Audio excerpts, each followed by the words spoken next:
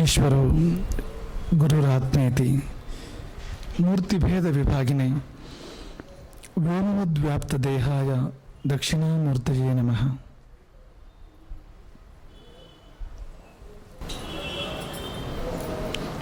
ಇಂದ್ರಿಯಗಳನ್ನೇ ಸಂಯಮದಲ್ಲಿ ಹೋಮ ಮಾಡು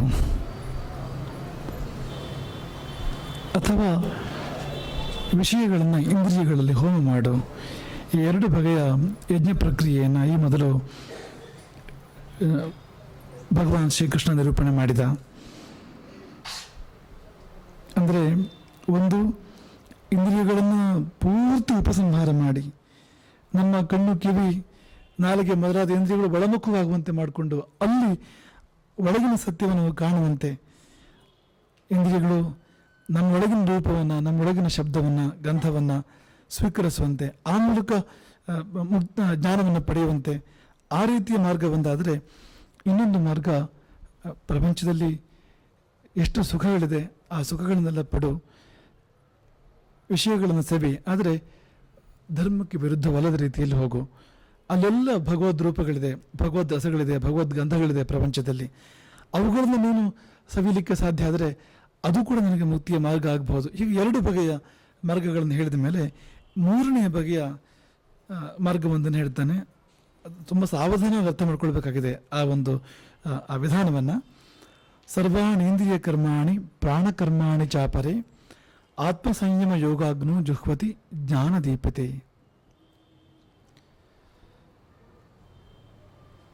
ಇದು ಒಂದು ಬಗೆಯಲ್ಲಿ ಜ್ಞಾನಯೋಗವನ್ನು ಹೇಳ್ತಾ ಇದೆ. ಜ್ಞಾನದಿಂದ ದೀಪಿತವಾದ, ಅಂದರೆ ಜ್ಞಾನದಿಂದ ಬೆಳಗಲ್ಪಟ್ಟ, ಜ್ಞಾನದಿಂದ ಹೊತ್ತಿಸಲ್ಪಟ್ಟ ಒಂದು ಅಗ್ನಿ, ಸಂಯಮದ ಅಗ್ನಿ. ಅದರಲ್ಲಿ ಎಲ್ಲವನ್ನೂ ಹೋಮ ಮಾಡು. ಇಂದ್ರಿಯ ಕರ್ಮ ಇರ್ಬೋದು, ಪ್ರಾಣಕರ್ಮ ಇರ್ಬೋದು. ಇಂದ್ರಿಯ ಕರ್ಮ ಅಂದರೆ 10 ಇಂದ್ರಿಯಗಳಿಗೆ ಕರ್ಮಗಳಿದೆ. ಈಗ ಕಣ್ಣಿಗೆ ನೋಡುವ ಕರ್ಮ, ಕಿವಿಗೆ ಕೇಳುವ ಕರ್ಮ, ಮೂಗಿಗೆ ಗಂಧಗ್ರಹಣದ ಕರ್ಮ, ನಾಲಿಗೆಗೆ ರಸಗ್ರಹಣದ ಕರ್ಮ, ಚರ್ಮಕ್ಕೆ ಸ್ಪರ್ಶಗ್ರಹಣದ ಕರ್ಮ, ವಾಕ್ಯಿಗೆ ಮಾತನಾಡುವ ಕರ್ಮ. ಹಾಗೆ ಉಳಿದ ಇಂದ್ರಿಯಗಳಿಗೆ ಅವುಗಳ ಕರ್ಮ ಇದೆ. ಈಗ ಆದಾನ ಪ್ರದಾನ ಕೈಯ ಕರ್ಮ, ಕೊಟ್ಟು ತಗೊಂಡು ಮಾಡುವಂಥದ್ದು, ಕಾಲಿಗೆ ನಡೆಯುವ ಕರ್ಮ. ಹೀಗೆ 10 ಇಂದ್ರಿಯಗಳಿಗೂ ಬೇರೆ ಬೇರೆ ಕರ್ಮಗಳಿದೆ. ಶರೀರದ ಮುಖ್ಯವಾದ 10 ಕಾರ್ಯಗಳನ್ನು ಈ 10 ಇಂದ್ರಿಯಗಳು ಮಾಡ್ತವೆ. ಇದು ಇಂದ್ರಿಯ ಕರ್ಮಗಳು. ಪ್ರಾಣಕರ್ಮ ಅಂದರೆ ಅದರ ಹೊರತಾಗಿ ಎಷ್ಟೋ ಚಟುವಟಿಕೆ ನಡೆಯುತ್ತೆ ನಮ್ಮ ಶರೀರದಲ್ಲಿ. ಈಗ ಪಾಚನ ಇರ್ಬೋದು, ಈಗ ಸೇವಿಸಿದ ಆಹಾರ ಜೀರ್ಣ ಆಗಬೇಕು, ಹೃದಯದ ಬಡಿತ ಇರ್ಬೋದು, ನಾಡಿ ಮಿಡಿತ ಇರ್ಬೋದು, ಉಸಿರಾಟ ಇರ್ಬೋದು. ಇಂಥ ಅನೇಕ ಕರ್ಮಗಳು ಈ ಶರೀರದಲ್ಲಿ ನಡೀತಾನೆ ಇರ್ತವೆ. ಹಾಗಾಗಿ ಈ ಎಲ್ಲ ಬಗೆಯ ಕರ್ಮಗಳು ಅನ್ನೋದಕ್ಕೆ ಆ ಶಬ್ದ ಸರ್ವಾಣಿ ಇಂದ್ರಿಯ ಕರ್ಮಾಣಿ ಪ್ರಾಣಕರ್ಮಾಣಿ. ಅವೆಲ್ಲವನ್ನು ಸಂಯಮದಲ್ಲಿ ಹೋಮ ಮಾಡು. ಅಂದರೆ ಅವೆಲ್ಲವನ್ನು ಉಪಸಂಹಾರ ಮಾಡಿ, ಎಲ್ಲಕ್ಕೆಲ್ಲವನ್ನು ಉಪಸಂಹಾರ ಮಾಡಿ ಲೀನವಾಗಿ ಕುಳಿತುಕೋ ಅನ್ನೋ ಭಾವ. ಆ ಲೀನವಾಗಿ ಕುಳಿತುಕೋ ಅನ್ನೋದು ಮೊದಲು ಬಂದಿದೆ. ಅಂದರೆ ಎಲ್ಲವನ್ನೂ ಉಪಸಂಹಾರ ಮಾಡಿ ಕುಳಿತಾಗ, ಅಂದರೆ ಒಂದು ಅರ್ಥದಲ್ಲಿ ಹೇಳಬೇಕು ಅಂದರೆ ಸ್ವಿಚ್ ಆಫ್ ಮಾಡಿದಾಗ ಎಲ್ಲವನ್ನು ಅಂತ, ಅಥವಾ ಹೈಬರ್ನೇಟ್ ಮಾಡಿದಾಗ ಅಂತ. ಎಲ್ಲವನ್ನು ಏನು ನಡೀತಾ ಇದೆ ನಮ್ಮೊಳಗೆ ಅದು ಯಾವುದು ನಡೆಯದೆ ಸುಮ್ಮನೆ ಕೂತ್ಕೊಳ್ಳೋದು. ಹಾಗೆ ಮಾಡಿದಾಗ, ಎಲ್ಲವನ್ನು ಉಪಸಂಹಾರ ಮಾಡಿದಾಗ ನಿನಗೆ ಆ ತತ್ವ ಪ್ರಕಟ ಆಗುತ್ತೆ. ಎಲ್ಲದರ ಆಚೆ ಇರುವಂಥ ಒಂದು ತತ್ವ. ಅದು ಹೇಗೆ ಅಂದರೆ ನೀವು ಇನ್ನೊಂದು ಕೆಲಸ ನಡೀತಾ ಇದೆ ಅಂದರೆ ಅದು ಬರೋದಿಲ್ಲ ಅಲ್ಲಿ ಅಂತ. ಯಾವುದು ನಡೀತಾ ಇಲ್ಲ ಅಂದರೆ ಬಂದು ಪ್ರಕಟ ಆಗುತ್ತೆ, ಬಂದು ಪ್ರತ್ಯಕ್ಷ ಆಗುತ್ತೆ. ಯಾರು ಇಲ್ಲದಿದ್ರೆ ಬಂದು ಸುಳಿಯುವಂಥ ವಿಶಿಷ್ಟವಾಗಿರ್ತಕ್ಕಂಥ ಒಂದು ತತ್ವ ಅದು. ಇನ್ಯಾವುದಾದ್ರೂ ಇರಬಾರ್ದು, ಇನ್ಯಾವ ಕೆಲಸ ನಡೀತಾ ಇರಬಾರ್ದು. ಇದಕ್ಕಿಂತ ವಿಶಿಷ್ಟವಾಗಿ ಅಲ್ಲಿಗೆ ಹೋಗೋದು ಹೇಗೆ ಅಂತ ಕೃಷ್ಣ ಹೇಳ್ತಾನೆ. ಇದರಲ್ಲಿ ಜ್ಞಾನದೀಪಿತವಾದ ಸಂಯಮಾಗ್ನಿ ಅಂದರೆ ತಿಳುವಳಿಕೆಯಿಂದ ಬಂದ ಸಂಯಮ ಅಂತ. ತಿಳುವಳಿಕೆಯಿಂದ ಬಂದ ಸಂಯಮ ಎಷ್ಟು ಚೆನ್ನಾಗಿದೆ ಅಂದರೆ ಅದು ಅದ್ಭುತವಾಗಿದೆ. ಈಗ ಇಂದ್ರಿಯಗಳನ್ನ ಸುಮ್ಮನೆ ಕೂರಿಸು ಅಂದರೆ ಬಡಿದು ಸುಮ್ಮನೆ ಕೂರಿಸು ಅಂತ ಅನ್ನೋ ಥರ ಅಲ್ಲ ಅದು ಅಂತ. ತಿಳುವಳಿಕೆಯಿಂದ ಸುಮ್ಮನೆ ಕೂರಿಸು ಅಂತ. ಜ್ಞಾನಯೋಗ ಅಂದರೆ ಅದು ಅಂತ. ಈಗ ಜ್ಞಾನಯೋಗ, ಕರ್ಮಯೋಗ, ಭಕ್ತಿಯೋಗ ಅಂತಿದೆಯಲ್ವಾ. ಕೆಲವರು ಜ್ಞಾನದ ಮೂಲಕ ಭಗವಂತನ ಸೇರ್ತಾರೆ, ಕೆಲವರು ಕರ್ಮದ ಮೂಲಕ, ಕೆಲವರು ಭಕ್ತಿ ಮೂಲಕ. ಎಲ್ಲರೂ ಕೊನೆಗೆ ಜ್ಞಾನದ ಮೂಲಕನೇ ಸೇರಬೇಕು. ಭಕ್ತಿಯಿಂದಾಗಿ ಜ್ಞಾನ ಬರಬೇಕು, ಕರ್ಮದಿಂದಾಗಿ ಕೂಡ ಜ್ಞಾನವೇ ಬರಬೇಕು. ಕೊನೆಗೆ ಕರ್ಮದಿಂದ ಚಿತ್ತಶುದ್ಧಿ, ಚಿತ್ತಶುದ್ಧಿಯಿಂದ ಜ್ಞಾನ ಅಂತ, ಸಾಕ್ಷಾತ್ಕಾರ ಅಂತ. ಹಾಗೆ ಭಕ್ತಿಯನ್ನು ತಗೊಂಡ್ರು ಕೂಡ ಭಕ್ತಿಯ ಪರಾಕಾಷ್ಠೆಯಲ್ಲಿ ಭಗವದ್ ದರ್ಶನ ಅಂತ, ಅದೇ ಜ್ಞಾನ ಅಂದರೆ ಆ ಸಾಕ್ಷಾತ್ಕಾರವೇ ಜ್ಞಾನ. ಈಗ ರಸ್ತೆಗಳು ಸುಮಾರು ಇರ್ತವೆ, ಆದರೆ ಎಲ್ಲ ರಸ್ತೆಗಳು ಕೊನೆ ಹೋಗಿ ಅಲ್ಲೇ ಕೊಡಬೇಕಾಗತ್ತೆ. ಈಗ ಆ ಹೈವೇ ಏನಿದೆ, ದೊಡ್ಡ ರಾಜಮಾರ್ಗ ಏನಿದೆ, ಅಲ್ಲಿ ಹೋಗಿ ಸೇರ್ತವೆ ಎಲ್ಲವೂ ಹೋಗಿ. ಈ ಕರ್ಮಯೋಗ ಆಗಲಿ ಭಕ್ತಿಯೋಗ ಆಗಲಿ ಅದರಷ್ಟೇ ಕದೆ ಹೋಗಿ ಗಮ್ಯವನ್ನು ತಲುಪೋದಿಲ್ಲ, ಅಲ್ಲಿವರೆಗೆ ಕರ್ಕೊಂಡು ಹೋಗ್ತೇವೆ ಅವು ಅಂತ. ಕೊನೆಗೆ ಅಲ್ಲೇ ಹೋಗಬೇಕು ಅಂತ. ಈಗ ಮೊದಲಿಂದಲೇ ಹೈವೇಲಿ ಹೋಗೋದೊಂದು, ಬೇರೆ ಕಡೆಯಿಂದ ಹೋಗಿ ಅಲ್ಲಿ ಸೇರೋದೊಂದು, ಆ ತರಹ ಅದೊಂದು. ಅಲ್ಲಿ ಜ್ಞಾನಯೋಗ ಅಂದರೆ ಏನು ಅಂದರೆ ಅರ್ಥ ಮಾಡ್ಕೊಳ್ಳೋದು ಅಂತ. ಈಗ ಎಲ್ಲ ಸಂಗತಿಗಳನ್ನ ಒಂದೊಂದನ್ನೇ ಅರ್ಥ ಮಾಡ್ಕೊಳ್ತಾ ಹೋದರೆ ತಾನಾಗಿ ಸಂಯಮ ಬರುತ್ತೆ. ಆ ಸಂಯಮ ತುಂಬ ಶ್ರೇಷ್ಠವಾದದ್ದು. ಈಗ ಇದು ಸತ್ಯ, ಇದು ಮಿಥ್ಯೆ, ಇದು ಹೇಯ, ಇದು ಉಪಾದೇಯ, ಇದನ್ನು ಮಾಡಬೇಕು, ಇದನ್ನು ಒಂದೊಂದು ಸಂಗತಿನ ತಿಳ್ಕೊಳ್ತಾ ಹೋಗುವಂತ.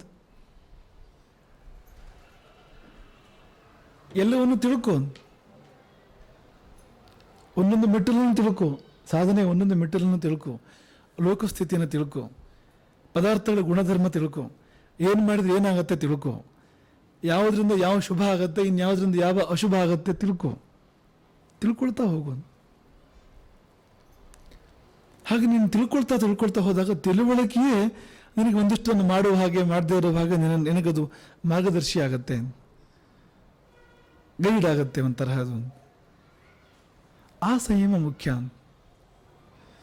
ಈಗ ಒಬ್ಬನಿಗೆ ಸಕ್ಕರೆ ಕಾಯಿಲೆ ಇದೆ ಅಂತ ಅನ್ಕೊಳ್ಳಿ, ನಮ್ಮ ಕಾಯಂ ಉದಾಹರಣೆ. ಸಕ್ಕರೆ ಕಾಯಿಲೆ ಇದೆ ಅಂತ ಅನ್ಕೊಳ್ಳಿ, ಅವನು ಸಿಹಿ ತಿನ್ನೋದಿಲ್ಲ, ಅವನಿಗೆ ಯಾರು ಬಂದು ಅಡ್ಡ ಮಾಡೋದಿಲ್ಲ ಅಂತ. ಅವನಿಗೆ ಗೊತ್ತಿದೆ ಅಂತ, ತಿಂದ್ರೆ ಹೀಗಾಗತ್ತೆ ಅಂತ ಗೊತ್ತಿದೆ ಅಂತ, ತಿನ್ನೋದಿಲ್ಲ ಅವನು ಅಂತ. ಅದು ತಿಳುವಳಿಕೆಯಿಂದ ಬಂದ ಸಂಯಮ ಅದು. ಇದು ತಿಂದಿದ್ದರಿಂದ ಇಂಥ ತೊಂದರೆ ಆಗುತ್ತೆ ಅಂತ, ತಿನ್ಬೇಡ ಅಂತ. ಅವನಿಗೆ ವಿವೇಕ ಇರುತ್ತೆ ಅಂತ. ಹಾಗೆ ಎಷ್ಟೋ ಸಂಗತಿಗಳನ್ನು ತಿಳ್ಕೊಳ್ತಾ ಹೋದಾಗ ಈ ಪ್ರಪಂಚ ಹೀಗೆ, ಈ ಒಂದೊಂದು ಕೂಡ ಹೀಗಾಗ್ತಾ ಹೋಗುತ್ತೆ ಅಂತ ತಿಳ್ಕೊಳ್ತಾ ಹೋದಾಗ ಎಲ್ಲೋ ಒಂದು ಕಡೆಗೆ ನಿಲುಗಡೆಗೆ ಬರ್ತಾನೆ ಅವನು ಅಂತ. ಆಗ ತಾನಾಗಿ ಅವನು ತನ್ನನ್ನು ತಾನು ಪ್ರಶಮನ ಮಾಡ್ಕೊಳ್ತಾನೆ, ಎಲ್ಲದನ್ನು ಹಿಂದೆ ಬಂದು ತತ್ವಕ್ಕೆ ಹೋಗಿ ನಿಲ್ತಾನೆ. ಸಾಂಖ್ಯ ಅಂತ ಹೇಳ್ತಾರಲ್ಲ, ಸಂಖ್ಯಾನ ಅಂದ್ರೆ ಜ್ಞಾನ, ಸಂಖ್ಯಾನ ಅಂದ್ರೆ ಲೆಕ್ಕ ಮಾಡೋದು, ಎಣಿಸೋದು ಅಂತ. ಈ ತತ್ವಗಳನ್ನು ಎಣಿಸ್ತಾ ಹೋಗೋದು ಒಂದೊಂದೇ ಪಂಚಭೂತಗಳು, ಪಂಚ ತನ್ಮಾತ್ರಗಳು, ಬುದ್ಧಿ, ಮನಸ್ಸು, ಅಹಂಕಾರ, ಚಿತ್ತ ಅಥವಾ ಇಂದ್ರಿಯಗಳು, ಈ ಬೇರೆ ಬೇರೆ ತತ್ವಗಳು. ಸೃಷ್ಟಿಯಲ್ಲಿ ಸುಮಾರು 24 ತತ್ವಗಳಿದೆ. ಆ ತರಹ ಈ ಒಂದೊಂದೇ ತತ್ವವನ್ನು ನೋಡಿ ಎಣಿಸಿ ಮುಂದಕ್ಕೆ ಹೋಗ್ತಾನೆ ಅವನು ಅಂತ. 24 ಆಚೆಗೆ ಪರತತ್ವ ಇದೆ, ಆತ್ಮತತ್ವ ಇದೆ, ಅಲ್ಲಿ ನಿಲ್ತಾನೆ. ಸಂಯಮ ತಿಳುವಳಿಕೆಯಿಂದ ಬರಲಿ, ಒತ್ತಾಯದಿಂದ ಅಲ್ಲ, ಬಲಾತ್ಕಾರದಿಂದ ಅಲ್ಲ. ಬಲಾತ್ಕಾರದಿಂದ ಮಾಡಿದರೆ ಮನಸ್ಸು ರೆಸಿಸ್ಟ್ ಮಾಡುತ್ತೆ, ಅಂದರೆ ಹೋರಾಡುತ್ತೆ, ತಿರುಗಿ ಅದು ರೆಬೆಲ್ ಆಗುತ್ತೆ ಮನಸ್ಸು. ಹಾಗಾಗಬಾರ್ದು ಅಂತ. ಇಂದ್ರಿಯಗಳು, ಮನಸ್ಸು ನಮ್ಮ ವಿರುದ್ಧ ಸ್ಟ್ರೈಕ್ ಮಾಡೋ ಹಾಗೆ, ಗಲಾಟೆ ಮಾಡೋ ಹಾಗೆ ಆ ಥರ ಆಗಬಾರ್ದು. ಅದರ ಬದಲು ಅವಕ್ಕೆಲ್ಲ ಅರ್ಥ ಆಗಿ, ಓಹೋ ಇದು ಸರಿಯಲ್ಲ ಅಂತ ಅರ್ಥ ಆಗಿ ಆ ಬೇಡದನ್ನೆಲ್ಲ ಬಿಟ್ಟು ಒಂದು ಸ್ವಲ್ಪ ಕಾಲ ಬೇಕಾದಿರುತ್ತೆ, ಕೊನೆಗೆ ಬೇಕಾದ್ದು ಕೂಡ ಬೇಡದ್ದೆ ಅಂತ ಒಂದು ಹಂತಕ್ಕೆ ಹೋದಾಗ, ಅದು ಸಿಕ್ಕಿದಾಗ, ಅದರ ಆಚೆಯ ಪರತತ್ವ ನಮ್ಮ ಕಣ್ಣೆದುರು ಬಂದಾಗ ಇದು ಕೂಡ ಬೇಡದ್ದೇ ಆಗುತ್ತೆ ಆ ಸಮಯದಲ್ಲಿ. ಹಾಗೆ ವಿವೇಕದಿಂದ ಬರುವಂಥ ಸಂಯಮ. ಅದಕ್ಕೆ ಏನು ಬೇಕು ಅಂದರೆ ಜ್ಞಾನ ಬೇಕು. ಅಂದರೆ ಜ್ಞಾನ ಅಂದರೆ ಇದು ಕೊನೆಯ ಜ್ಞಾನ ಹೇಳ್ತಾ ಇರೋದಲ್ಲ, ಈಗ ನಾವು ಮಾಡ್ಕೊಳ್ತಾ ಇದ್ದೇವಲ್ಲ ಆ ಥರದ ಜ್ಞಾನ ಅಂತ. ಇದೇ ಬೌದ್ಧವಾದ, ಅಂದರೆ ಬೌದ್ಧಿಕವಾಗಿರ್ತಕ್ಕಂಥ ತಿಳುವಳಿಕೆ ಅಂತ. ಹಾಗಾಗಿ ಹಿರಿಯರಿಂದ, ಗುರುಗಳಿಂದ, ಪ್ರಾಜ್ಞರಿಂದ, ಸಾಧಕರಿಂದ, ಅನುಭವಗಳಿಂದ ಕೇಳ್ತಾ ಹೋಗಬೇಕು. ಅವ್ರ ಕಡೆಯಿಂದ ಎಲ್ಲದರ ಬಗ್ಗೆ ತಿಳುವಳಿಕೆ ಪಡ್ಕೊಳ್ಬೇಕು. ಈ ಶಾಸ್ತ್ರಗಳ ವಿಸ್ತಾರ ಅದಕ್ಕೋಸ್ಕರವಾಗಿ ವೇದ, ಪುರಾಣ, ಸ್ಮೃತಿಗಳು, ಶಾಸ್ತ್ರ ಇವೆಲ್ಲ ಯಾಕೆ ಬಂದಿದೆ ಅಂದರೆ ಒಂದು ತಿಳುವಳಿಕೆ ಮೂಡಿಸ್ತೇವೆ ನಮಗೆ. ಆ ತಿಳುವಳಿಕೆ ನಿಜ ಅಲ್ಲ, ಅದು ಸೆಕೆಂಡ್ ಹ್ಯಾಂಡ್. ಅದು ಅಂದರೆ ಅವರ ತಿಳುವಳಿಕೆ, ಅದು ನಾವು ತಗೊಂಡಿರ್ತೇವೆ ಅವ್ರ ಕಡೆಯಿಂದ, ಅವ್ರು ಅನುಭವಿಸಿರೋದು, ಅವ್ರಿಗೆ ಗೊತ್ತಿದೆ ಅದು. ನಾವು ಅವ್ರ ಕಡೆಯಿಂದ ಹೌದಂತೆ ಹಾಗಂತೆ ಅಂತಲೇ ತಗೊಳ್ಳೋದು ನಾವು. ಆದರೆ ಅದು ನಿಜವಾದ ಜ್ಞಾನಕ್ಕೆ ಮೆಟ್ಟಿಲಾಗತ್ತೆ. ಈಗ ಈ ಮೊದಲೇ ಕೈಲಾಸವನ್ನು, ಮಾನಸ ಸರೋವರವನ್ನು ನೋಡಿದವನು ನಮಗೆ ದಾರಿ ಹೇಳ್ತಾನೆ, ಹೀಗೆ ಹೋಗಬೇಕು, ಅದಕ್ಕೆ ಅಲ್ಲಿ ಹೀಗಿರುತ್ತೆ ಅದು ಅಂತ ಮೊದಲು ದಾರಿ ಹೇಳ್ತಾನೆ. ಅಲ್ಲಿ ಎಲ್ಲ ಸನ್ನಿವೇಶಗಳ ಬಗ್ಗೆ ಒಂದು ಕಲ್ಪನೆ ಕೊಡ್ತಾನೆ ನಮಗೆ. ಅದನ್ನು ಪಡ್ಕೊಂಡು ನಾವು ಹೋಗ್ತೇವಲ್ವ ಆಮೇಲೆ, ಆ ತರಹ. ಹಾಗಾಗಿ ಜ್ಞಾನದೀಪಿತೆ ಮೊದಲು ಶಂಕರರು ಹೇಳಿದ್ರಲ್ಲ, ವೇದೋ ನಿತ್ಯ ಮಧೀಯತ, ಅದು ಇದು ಅಂತ.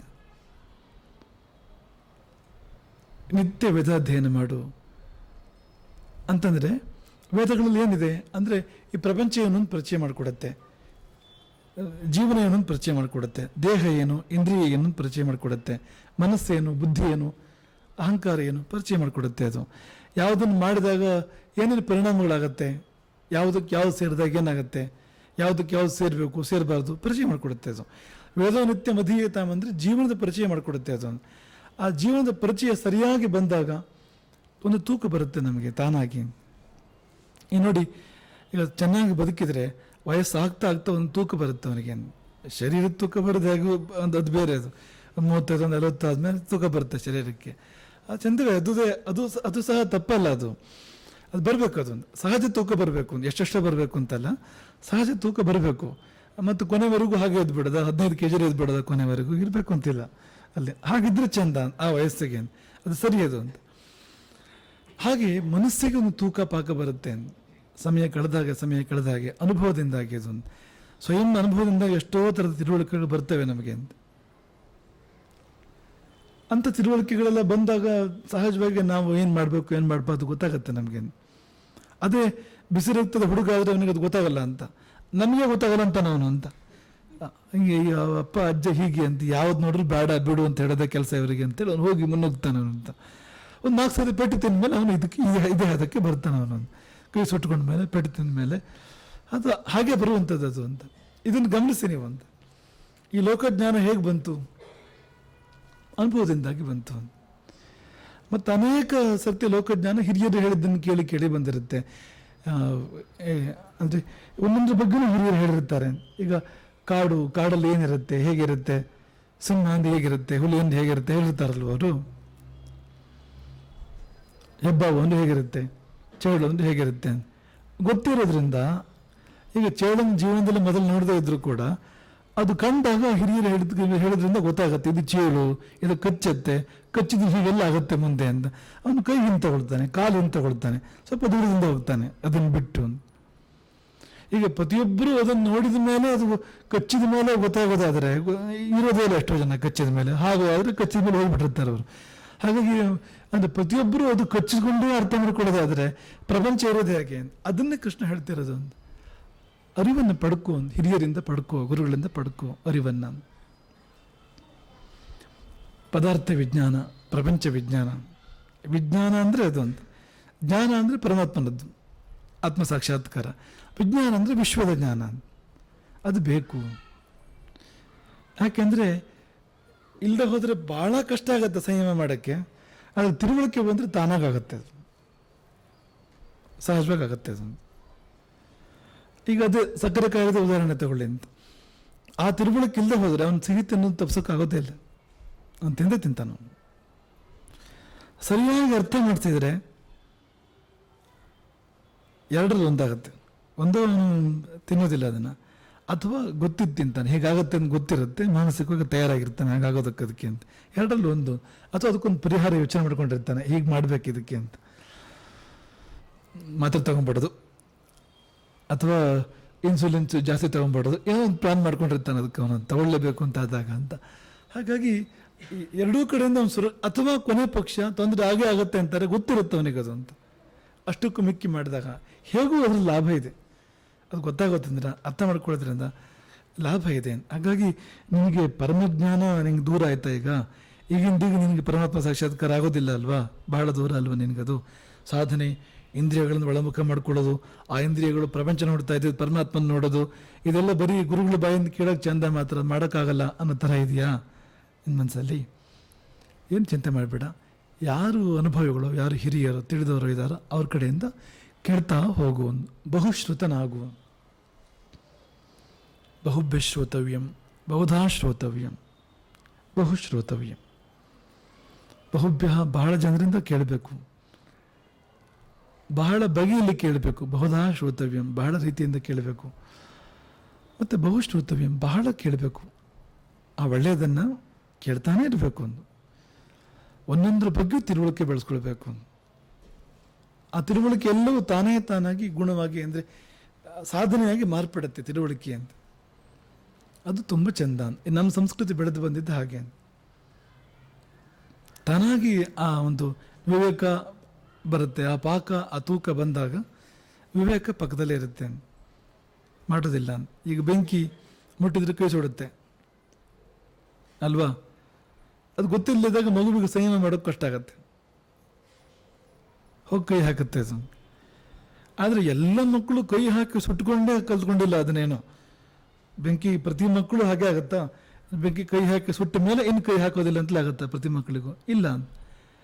ಹೆಚ್ಚಿನ ಮಕ್ಕಳಿಗೆ ಅವ್ರ ಹಿರಿಯರು ಹೇಳಿರ್ತಾರೆ ಅಂತ, ಅದು ಸುಡುತ್ತೆ ಅದು ಅಂತ ತಿಳಿಸಿ ಹೇಳಿರ್ತಾರೆ.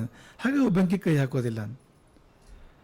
ಆ ತಿಳುವಳಿಕೆ ಬೆಳೀತಾ ಬೆಳೀತಾ ಹೋದಾಗೆ ಅಂದರೆ ಮೊದಲಿಗೆ ಒಂಚೂರು ಆ ಪ್ರಯತ್ನ ಮಾಡ್ಬೋದು, ಕೊನೆಗೆ ಆ ಪ್ರಯತ್ನ ಮಾಡೋದಿಲ್ಲವೋ ಅಂತ. ಈ ಸಂಯಮ ಹೇಗೆ ಬಂತು ಹೇಳಿ? ಎಲ್ಲಿಂದ ಬಂತು ಇದು? ಅಂದರೆ ಈ ಸಾಮಾನ್ಯ ಜ್ಞಾನ ಇದು. ಈ ಅಸಾಮಾನ್ಯವಾದ ಅಧ್ಯಾತ್ಮ ಜ್ಞಾನ, ಪರಾಕಾಷ್ಠ ಜ್ಞಾನ ಹೇಳ್ತಾ ಇರೋದಿಲ್ಲ. ಸಾಮಾನ್ಯ ಜ್ಞಾನ ಅಂತ, ತಿಳುವಳಿಕೆ ಅದರಿಂದ ಬಂದಿದ್ದದು ಅಂತ. ಹಾಗಾಗಿ ಇದೆಲ್ಲಿ ಸಿಗುತ್ತೆ ಅಂತ ಹುಡುಕಿ ಆ ತಿಳುವಳಿಕೆಯನ್ನು. ಅಡ್ರೆಸ್ ಹುಡ್ಕೊಂಡು ಹೋಗಿ ಆ ತಿಳುವಳಿಕೆ ಎಲ್ಲಿ ಸಿಗುತ್ತೋ ಅಲ್ಲಿ. ವೇದದಲ್ಲಿ ಸಿಗುತ್ತೆ ಅಂದರೆ ವೇದಕ್ಕೆ ಹೋಗಿ, ಶಾಸ್ತ್ರದಲ್ಲಿ ಸಿಗುತ್ತೆ ಶಾಸ್ತ್ರಕ್ಕೆ ಹೋಗಿ, ಸ್ಮೃತಿಯಲ್ಲಿ ಸಿಗುತ್ತೆ ಸ್ಮೃತಿಗೆ ಹೋಗಿ, ಪುರಾಣಗಳಲ್ಲಿ ಸಿಗುತ್ತೆ ಪುರಾಣಕ್ಕೆ ಹೋಗಿ, ಇತಿಹಾಸದಲ್ಲಿ ಸಿಗುತ್ತೆ ಇತಿಹಾಸಕ್ಕೆ ಹೋಗಿ, ಗುರುವಿನಲ್ಲಿ ಸಿಗುತ್ತೆ ಗುರುವಿನ ಹತ್ರ ಹೋಗಿ, ಹಿರಿಯರಲ್ಲಿ ಸಿಗುತ್ತೆ ಹಿರಿಯರ ಹತ್ರ ಹೋಗಿ, ಎಲ್ಲೆಲ್ಲಿ ಸಿಗುತ್ತೋ ಅಲ್ಲಲ್ಲಿ ಹೋಗಿ ಅಲ್ಲಿಂದ ಪಡ್ಕೊಂಡು ಬನ್ನಿ ಅದನ್ನು. ಆಗ ಇದಮಿತ್ತಮ್ ಅನ್ನೋ ನಿರ್ಣಯ ಬರುತ್ತೆ. ಇದೆಲ್ಲ ಹೀಗೆ ಇದಿಷ್ಟೇ ಬೇಕಾಗೋದು, ಇಷ್ಟೇ ತಗೋಬಾರದು. ಇವನು ಏನಾಗ್ತಾನೆ ಅಂದರೆ ಹೀಗೆ ತಿಳುವಳಿಕೆ ಬೆಳೀತಾ ಬೆಳೀತಾ ಬೆಳೀತಾ ಒಂದು ದಿನ ಎಲ್ಲವೂ ನಿಲ್ತಾನೆ ಅಂದರೆ ಸರ್ವಾಣಿ ಇಂದ್ರಿಯ ಕರ್ಮಾಣಿ ಪ್ರಾಣಕರ್ಮಾಣಿ. ಈ ಎಲ್ಲ ಇಂದ್ರಿಯ ಕರ್ಮಗಳು ಪ್ರಾಣಕರ್ಮಗಳು ಅಂದರೆ ಎಲ್ಲ ಬಗೆಯ ಕರ್ಮಗಳು, ಇಡೀ ಚಟುವಟಿಕೆ, ಅದರ ಬಗ್ಗೆ ಒಂದು ಅಭಿಪ್ರಾಯಕ್ಕೆ ಬರ್ತಾನೆ ಕೊನೆಗೆ ಅವನೊಂದು. ಅದೆಲ್ಲವನ್ನು ಉಪಸಂಹಾರ ಮಾಡಿ ಆತ್ಮದಲ್ಲಿ ಹೋಗಿ ನಿಂತುಕೊಳ್ತಾನೆ ಅವನು ಕೊಟ್ಟ ಕೊನೆಯಲ್ಲಿ. ಹಾಗಾಗಿ ಲೌಕಿಕ ತಿಳುವಳಿಕೆ, ಲೌಕಿಕ ಜ್ಞಾನ ಕೇಳಿ ತಿಳ್ಕೊಂಡಿದ್ದು, ಓದಿ ತಿಳ್ಕೊಂಡಿದ್ದು ಅಂಥದ್ದು ಹೋಗಿ ಪಾರಲೌಕಿಕ ಜ್ಞಾನವಾಗಿ ಪರಮಾತ್ಮ ಜ್ಞಾನವಾಗಿ ಮಾರ್ಪಡುತ್ತೆ. ಈಗ ನಿನ್ನ ದೀಪವನ್ನು ಇನ್ನೊಂದು ದೀಪದಿಂದ ಹೊತ್ತಿಸ್ಕೊಂಡ ಹಾಗೆ ನಿಮ್ಮ ಈ ಒಳಗಿನ ಸಂಯಮಾಗ್ನಿ ಇದೆಯಲ್ಲ, ಸಂಯಮ ದೀಪ ಇದೆಯಲ್ಲ, ಅದನ್ನು ಇನ್ನೊಬ್ಬ ಅನುಭವದ ಆ ದೀಪ ತಗೊಂಡು ಹೊತ್ತಿಸ್ಕೋ ಅದನ್ನು ಅಂತ. ಸಂಯಮದ ದೀಪವನ್ನು ಹೊತ್ತಿಸ್ಕೊ. ಅದು ಹೊತ್ತಿದಾಗ ಅದರೊಳಗೆ ಹೋಮ ಮಾಡಿದೆ ಎಲ್ಲವನ್ನು ಸಮಸ್ತ ಚಟುವಟಿಕೆಯನ್ನು ಹೋಮ ಮಾಡಿದಾಗ, ಅಲ್ಲಿ ಕರ್ಮ ಇಲ್ಲದೆ ಇದ್ದಾಗ, ಯಾವುದೇ ಆಕ್ಟಿವಿಟೀಸ್ ಇಲ್ಲಿ ನಡೆದೇ ಇದ್ದಾಗ ಅವನು ಬಂದು ನಿಂತುಕೊಳ್ತಾನೆ, ಪರಮಾತ್ಮ ಬಂದು ಪ್ರಕಟ ಆಗ್ತಾನೆ ಅಲ್ಲಿ ಬಂದು. ಆಯಿತು ಕಾರ್ಯಸಿದ್ಧಿ ಅಂತ. ಹಾಗಾಗಿ ಆ ದಾರಿ ಇದು. ತಿಳುವಳಿಕೆಯಿಂದ ಬರುವ ಸಂಯಮ, ಸಹಜ ಸಂಯಮ, ನ್ಯಾಯವಾದ ಸಂಯಮ. ಅದು ಒತ್ತಾಯದ ಸಂಯಮ ಅಲ್ಲ. ಅದು ಒತ್ತಾಯ ಸಂಯಮ ಕೆಲವು ಸತಿ ಅದು ಕಟ್ಟೆ ಹೊಡೆದು ಇಮ್ಮಡಿ ಬೇಗದಲ್ಲಿ ಹೋಗೋ ಥರ ಮಾಡುತ್ತೆ. ಅಲ್ಲಿ ಈ ಕೆಲವರು ಅಂಥ ಸ್ಕೂಲಲ್ಲಿ ಓದಿರ್ತಾರೆ, ಅಲ್ಲಿ ಹೊರಗೆ ಬಿಟ್ಟಿರೋದಿಲ್ಲ ಸ್ಕೂಲ್ಗಳಲ್ಲಿ 4-5 ವರ್ಷ ಅವ್ರನ್ನ ಹೆಚ್ಚು ಕಮ್ಮಿ ಪ್ರಾಣಿಗಳನ್ನು ಸಾಕಿರ್ತಾರೆ. ಏನನ್ನು ನೋಡಕ್ಕೆ ಬಿಡದೆ, ಕೇಳಕ್ಕೆ ಬಿಡದೆ, ತಿನ್ನಕ್ಕೆ ಬಿಡದೆ ಸಾಕಿರ್ತಾರೆ ಬೋರ್ಡಿಂಗ್ ಸ್ಕೂಲ್ಗಳಲ್ಲಿ.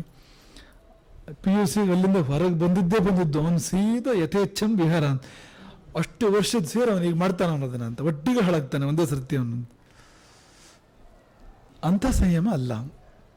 ಕೃಷ್ಣ ಹೇಳ್ತಿರೋದು ಅರ್ಥ ಮಾಡ್ಕೊಂಡು ಬಿಡು, ಅರ್ಥ ಮಾಡ್ಕೊಂಡು ಉಣ್ಣು, ತಿನ್ನು, ಅನುಭವಿಸು, ಬಿಡು. ಹಾಗಾಗಿ ಮೂಲಭೂತವಾಗಿ ಬೇಕಾಗಿರುವಂಥದ್ದು ತಿಳುವಳಿಕೆ. ಆ ತಿಳುವಳಿಕೆಯನ್ನು ಎಲ್ಲಿದೆಯೋ ಅಲ್ಲಿ ಹೋಗಿ ಪಡ್ಕೋ. ವೇದೋ ನಿತ್ಯಮಧೀಯತ. ಆದರೆ ತಾನಾಗಿ ತದುಜಿತಂ ಕರ್ಮ ಸ್ವನುಷ್ಠೀಯತ, ಅದು ತಾನಾಗುತ್ತೆ. ಆ ಸಂಯಮವು ಕೂಡ ತಾನಾಗಿ ಏರ್ಪಡುತ್ತೆ. ಹರೇ ರಾಮ್.